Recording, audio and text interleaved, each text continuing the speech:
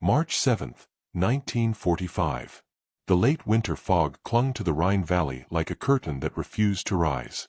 American infantrymen from the 9th Armored Division moved cautiously along the ridgeline above Remagen, unaware that they were minutes away from witnessing something no officer had dared to expect: a bridge, Germany's last intact bridge over the Rhine, still standing in front of them. From the hilltop, the first scouts paused. Below, stretching across the wide gray water, the Ludendorff Bridge looked wounded but alive. Steel arches bent under months of air raids and hurried German repairs. Wooden beams were bolted where steel should have been. The deck sagged in places. Cables hung loose like exposed nerves. But it was still there. And for the American war effort, that single fact felt impossible. At headquarters, every plan for crossing the Rhine assumed the same reality: no usable bridges would survive. The Germans, retreating toward the heart of their own country, had blown nearly every crossing behind them. Yet here, against strategy, against logic, stood the one structure the German High Command had sworn would never fall into enemy hands. For the fatigued American soldiers watching from above, there was a moment of disbelief. Almost a quiet question shared between men who had spent months fighting across France, Belgium, and now Western Germany. Why isn't it gone? This question carried weight. Because everyone knew the truth: if the bridge fell now, the Allies would need weeks to build new crossings. If it held, the U.S. Army could punch straight into the industrial core of the Reich, the Ruhr, months earlier than planned. It was the kind of twist that commanders dream of but never trust, because the cost of believing too fast could be fatal. Back inside the German lines, the mood was entirely different. Officers of the Wehrmacht stared at the same bridge with a mix of frustration, disbelief, and fear. They had received strict orders: the Ludendorff must be destroyed the moment the enemy approached. Charges had been placed. Engineers had prepared the structure for demolition. The plan was rehearsed. And yet, every detonation attempt had failed, or only partially worked. Some fuses were defective. Some explosives were old. Some blasts had damaged the bridge but not enough to bring it down. What remained was a half-crippled steel giant that should have died hours ago, but didn't. For the Germans, it was a nightmare taking shape in daylight. The one thing that must not happen was now entirely possible. The Americans were approaching with speed, coordination, and the full momentum of an army convinced it was close to ending the war. For the Americans, it was a moment suspended between chance and opportunity. Their commanders knew that crossing a bridge under fire was one of the deadliest maneuvers in warfare. A single explosion could take hundreds of men and machines with it. But hesitation could allow the Germans precious minutes to regroup, or finally destroy the bridge for good. The weight of this decision pressed down on every officer involved. A bridge that should have been gone. An enemy determined to erase it. And an army arriving faster than its own plans imagined. What happened next would unfold in minutes: decisive, chaotic, and unforgettable. The race for Remagen had begun. The discovery of the Ludendorff Bridge spread through the American ranks faster than any radio message could. Officers leaned over maps, recalculating operations that had been rehearsed for weeks. The plan to cross the Rhine involved constructing massive pontoon bridges, bringing up engineering battalions, and coordinating air support. All of it would take time.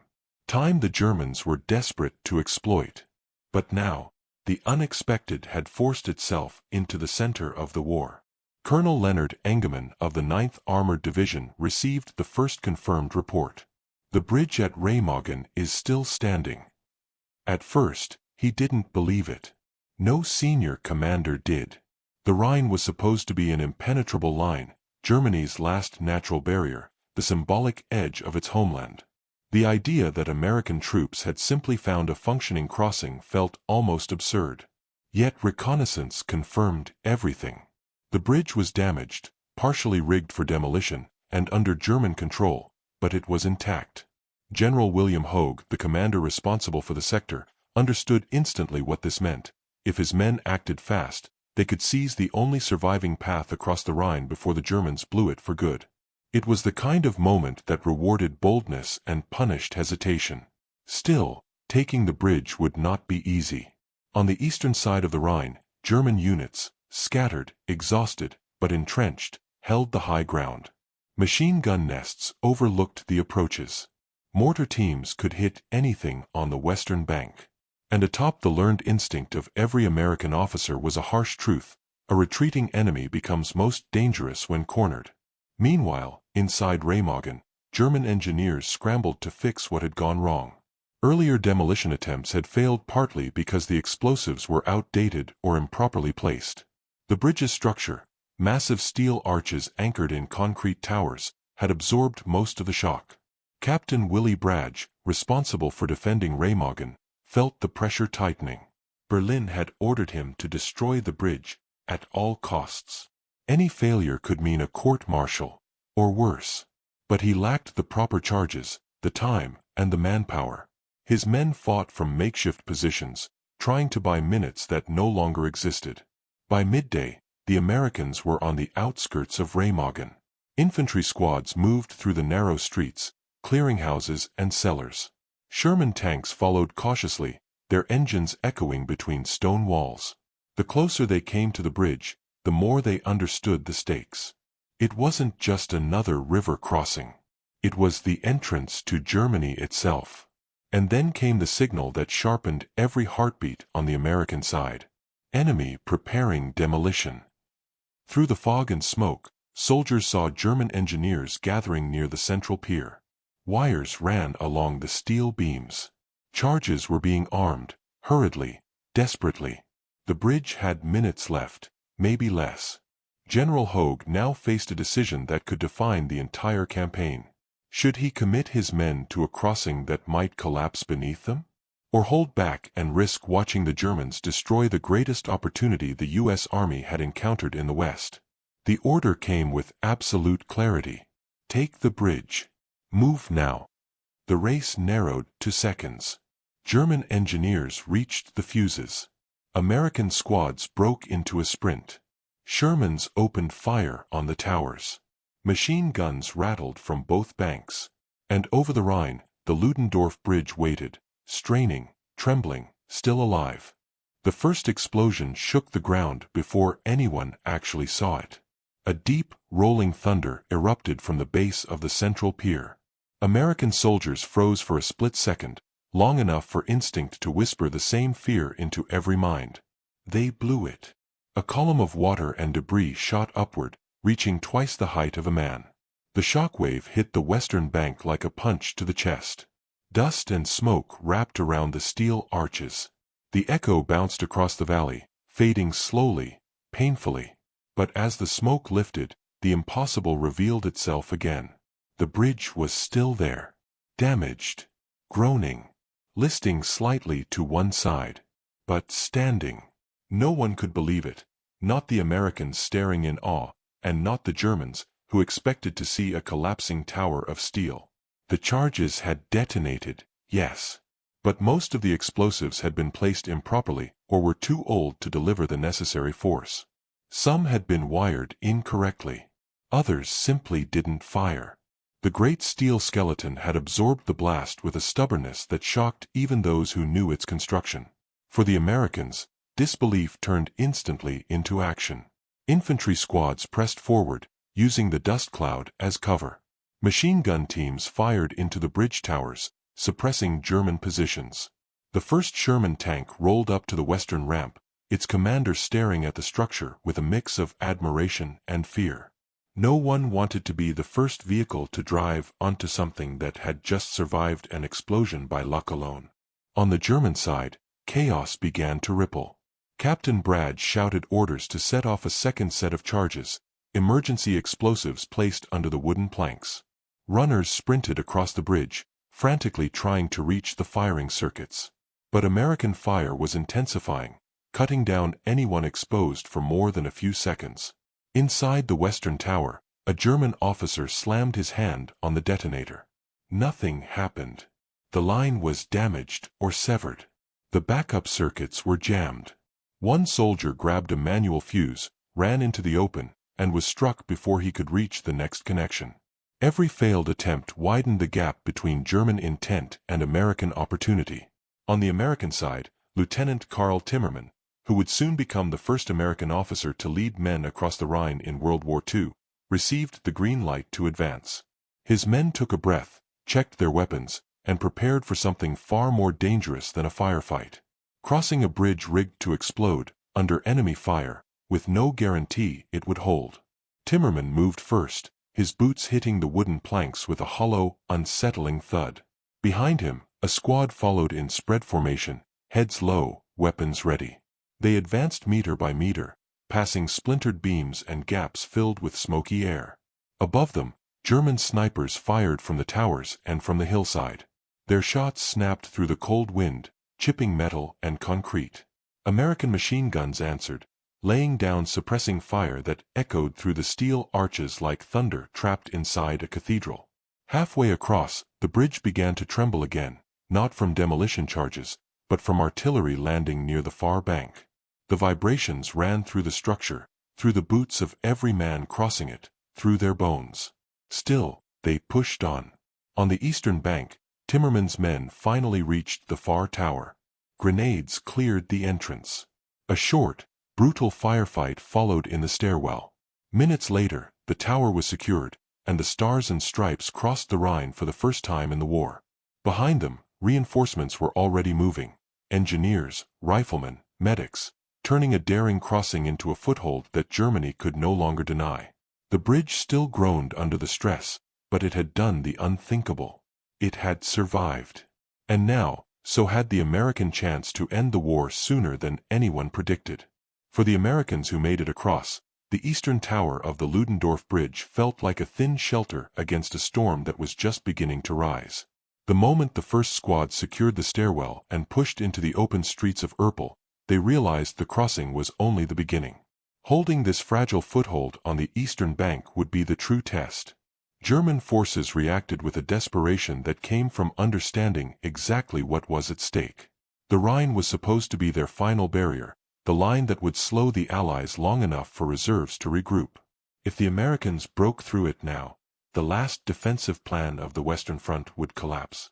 Fast. Within minutes of the bridge's seizure, German artillery batteries opened fire from the surrounding hills.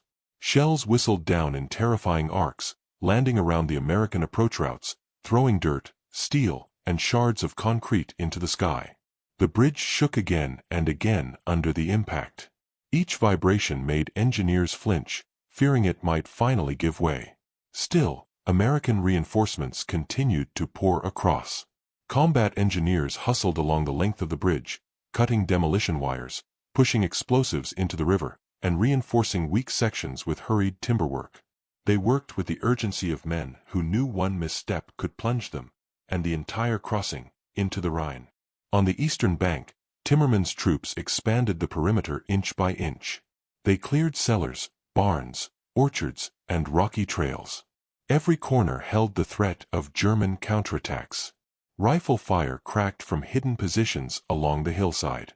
Mortars landed unpredictably, their echoes rolling through the valley like distant thunder. As the Americans dug defensive positions, German commanders scrambled to assemble whatever forces were available. Units from training schools, flak crews, engineers, and fragments of retreating infantry were rushed toward Remagen. They weren't cohesive. Many arrived without proper coordination.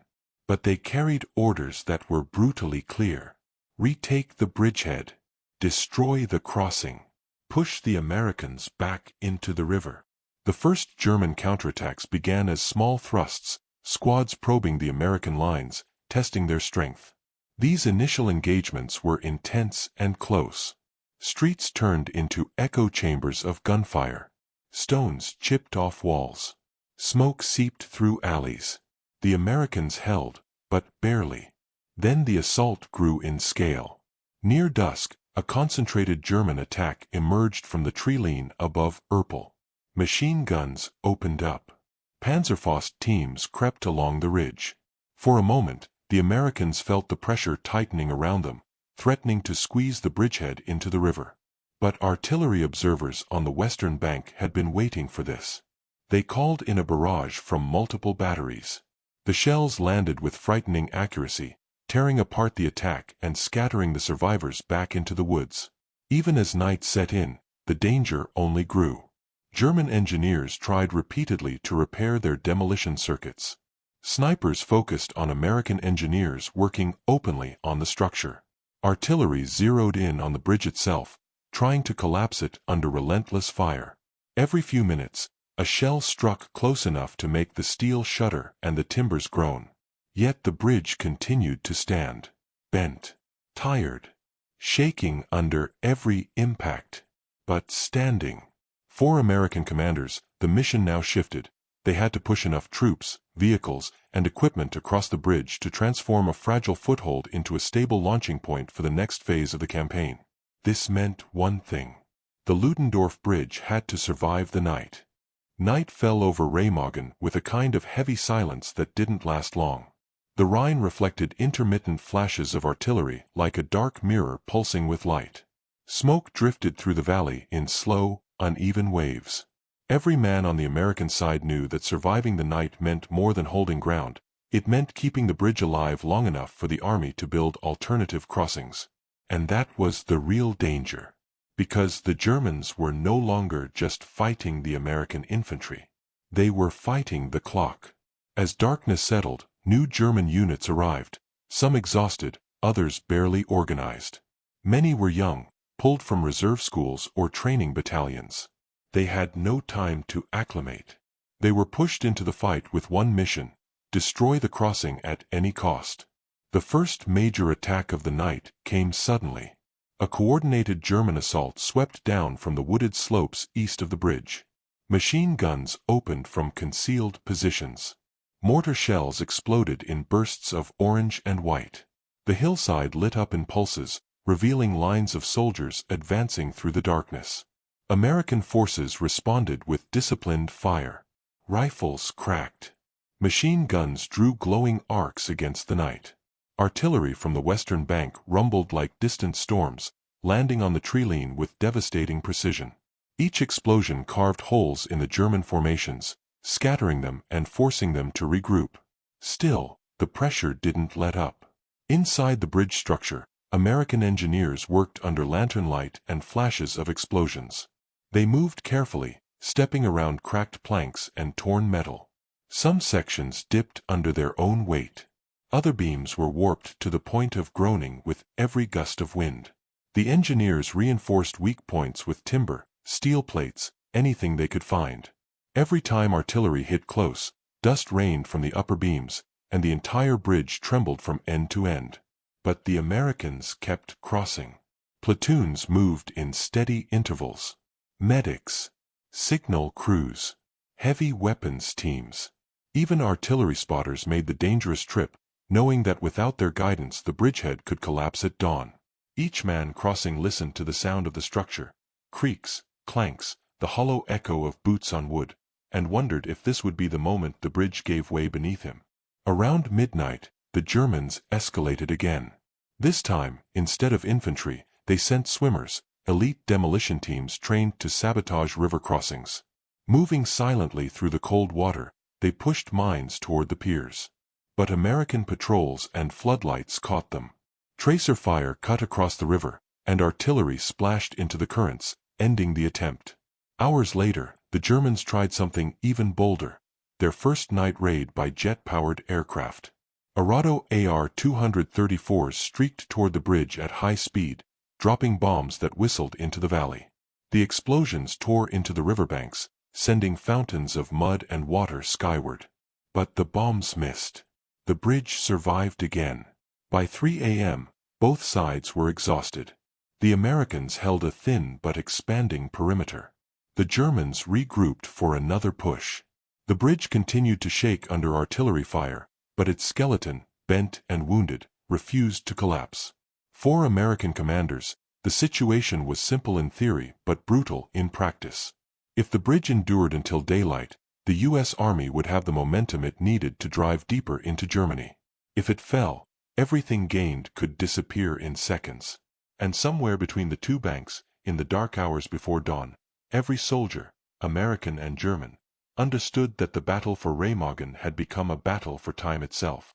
Dawn arrived over the Rhine with a pale, washed-out light, One of those mornings where the world looks tired before the day even begins.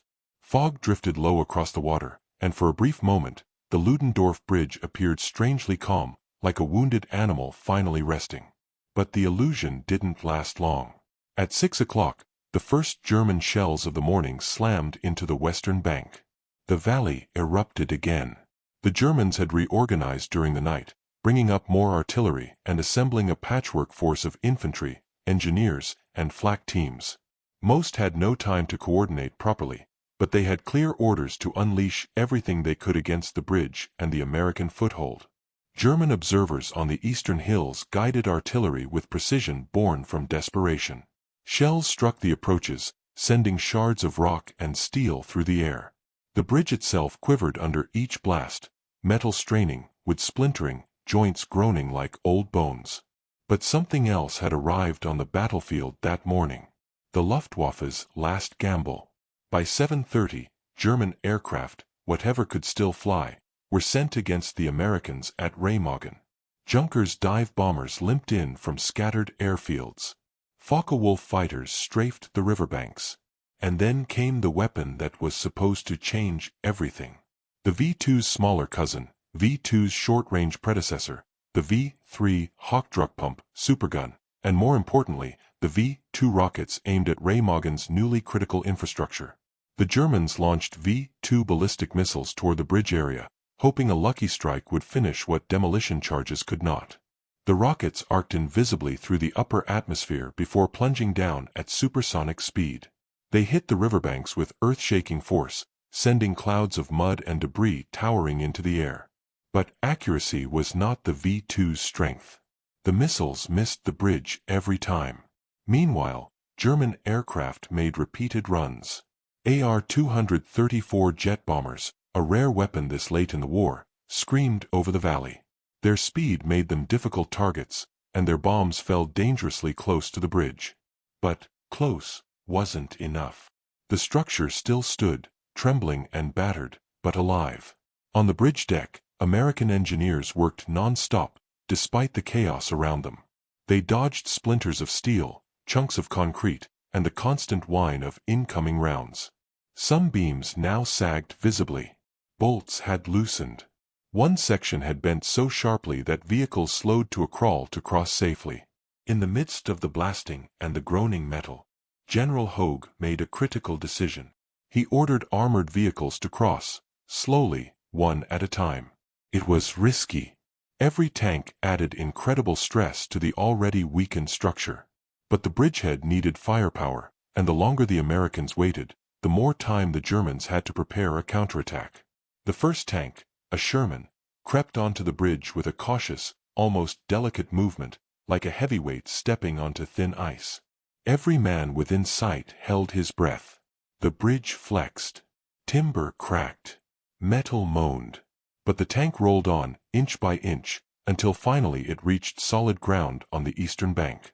A cheer went up, not loud, but real. Behind it came another tank. Then another. For the Germans, each tank that crossed represented a disaster growing in real time. Their artillery intensified. Flak guns were re-aimed toward the bridge. Spotters shouted into radios with raw urgency. Still, the American presence on the eastern bank expanded. Troops dug in deeper. Anti-tank guns were positioned. Communications lines were laid. The bridgehead, once a tiny foothold, was now becoming a fortified zone. But the price of holding it grew with every minute. And the Germans were preparing something brutal. One final massive attempt to overwhelm the eastern bank before the Americans could bring even more strength across the Rhine. The next hours would decide whether Remagen became a breakthrough or a graveyard. By early afternoon, the German high command understood a grim reality. The Americans weren't just holding the bridgehead, they were expanding it.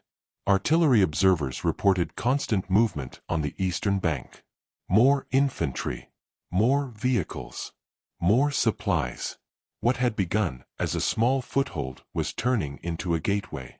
And if the U.S. Army was allowed to keep this gateway open, the German defense of the Rhine would collapse from within.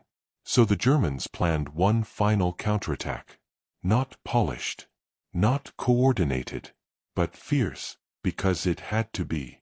At around 1400 hours, elements of the WWII Corps and ad hoc formations pulled from nearby towns converged on the high ground east of the bridge. Units that had never fought together were suddenly shoulder to shoulder. Training battalions, anti-aircraft gunners, military police detachments, even small groups of Volkssturm fighters carrying outdated rifles. None of them had the strength of the German armies that had once stormed across Europe. But they still carried discipline, fear, and desperation in equal measure. The assault began with a storm of mortars. Dozens of rounds landed across the American perimeter, hammering foxholes and shaking the earth. Trees snapped. Roof tiles flew. The roads turned into clouds of dust and splintered rock. Immediately after, German infantry surged forward, fast, silent, using the terrain to mask their approach. American troops dug in deeper. Machine guns chattered. Rifles cracked against the rocks. Mortar teams fired back, adjusting range with each explosion. Still, the German wave kept coming. Groups reached the outskirts of Erpel. Some advanced along narrow ridgelines and drainage ditches, trying to slip around American flanks. The fighting grew close and brutal. Grenades tossed over stone walls, squads exchanging fire from opposite ends of orchard rows. Meanwhile, across the river, the Ludendorff Bridge was living out its final hours as a combat structure. Every new tank that crossed added strain to the steel skeleton. The deck bowed slightly in the center. Support beams creaked under shifting weight. Engineers noticed small fractures widening near the western pier. They tried reinforcing them, but artillery kept landing close enough to shake loose anything they added. Then came the explosions that almost ended it all. At 15:30, the Germans unleashed their heaviest bombardment of the entire battle. Artillery shells slammed into the riverbanks and the bridge towers. One round struck the western approach, blowing a crater into the roadway and throwing debris across the deck. Another shell hit a steel support beam, tearing open a long, jagged scar of twisted metal. On the eastern bank, the American infantry felt the pressure mounting. Radios crackled with warnings. Enemy regrouping, heavy movement on the ridge, mortars increasing, hold your lines. The German assault reached its peak shortly after 1600 hours.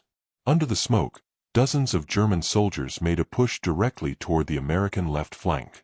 It was a moment where everything felt thin, too thin. If that flank folded, the entire bridgehead could be rolled back toward the river. But the Americans held. Artillery from the western bank opened up with deadly accuracy, saturating the ridge. The blasts forced the German attack to stall, then fracture, then retreat in pieces. Snipers took positions around the perimeter. Machine gun teams kept steady fire on the remaining movement in the treeline. And slowly, the chaos began to recede. As the sun dipped behind the hills, the last serious German attack broke apart, not from lack of courage, but from lack of strength. Their units were depleted. Ammunition was scarce. Air support was almost non-existent. They had thrown everything they could at Remagen, but the Americans had thrown everything back with more coordination, more firepower, and more momentum. Across the river, the Ludendorff Bridge sagged deeply now, its spine bent under the strain of 1,000 crossings. The steel arcs no longer looked like confident engineering, they looked like ribs strained to their limit. The Germans hadn't destroyed it. But the bridge itself was weakening with every hour. The Americans had the foothold. They had the town. They had the eastern bank. But the question hanging over everyone's head was simple. How much longer could the bridge survive? By March 10th, the Ludendorff Bridge looked nothing like the confident steel structure that once carried trains across the Rhine. It had endured artillery bombardments, near misses from jet bombers, shockwaves from V-2 impacts, and the constant vibration of thousands of boots and treads. Every bolt, every girder, every plate carried the scars of a battle it was never designed to survive. American engineers did everything they could to keep the bridge alive. They braced weakened joints with heavy timber. They hammered steel plates into place. They reinforced the decking, tightened cables, and patched holes under constant fire. 4 days, they fought a second battle, one against metal fatigue and gravity. But some structures die not from a single blow, but from the weight of their own endurance. On March 17, at 1500 hours, the bridge gave its final warning. Several engineers on the western bank heard a sharp, unnatural crack, like a gunshot trapped inside the steel. They looked up. The central arch drooped lower than it had the day before. Dust drifted from the joints. The entire structure shuddered as if exhaling. And then it happened. A deep groan surged through the air, a sound so heavy it seemed to drag the world down with it. The decking buckled. The steel ribs twisted. In a slow, almost graceful motion, the Ludendorff Bridge folded inward, collapsing toward the river like a wounded giant finally surrendering to exhaustion. The center span plunged into the Rhine, sending up a torrent of water and debris. Smoke and dust billowed over both banks. The echo rolled through the valley long after the steel disappeared beneath the surface. For a moment, silence settled over the battlefield. Not relief, not fear, but something closer to awe. Because everyone understood that the bridge hadn't been destroyed by the Germans. It had been destroyed by history. By the weight of a battle, it had survived longer than anyone imagined. 6 American engineers lost their lives in the collapse. Dozens were injured. Their sacrifice wasn't forgotten. Yet the collapse didn't change what mattered most. By the time the Ludendorff Bridge fell, the United States had already achieved the impossible. Dozens of units had crossed. Artillery batteries were positioned on the eastern bank. Armored battalions were rolling deeper into Germany. Multiple pontoon bridges were already under construction, safe from artillery and sabotage. The bridgehead at Remagen, once a fragile foothold, had grown into a major crossing zone, one that the German army could no longer contest effectively. And even though the bridge itself was gone, its impact remained. For German commanders, Remagen was a shockwave, a psychological defeat. The moment they realized the Rhine was no longer a barrier, it was a beginning. For American commanders, it was proof that bold decisions, combined with engineering courage, could change the course of a campaign in a single afternoon. And for history, the capture of the Ludendorff Bridge became a symbol of a rare kind of event. A moment when a war, so often dominated by planning, calculation, and overwhelming force, shifted because something unexpected had survived just long enough. Not because of perfect strategy. Not because of overwhelming firepower.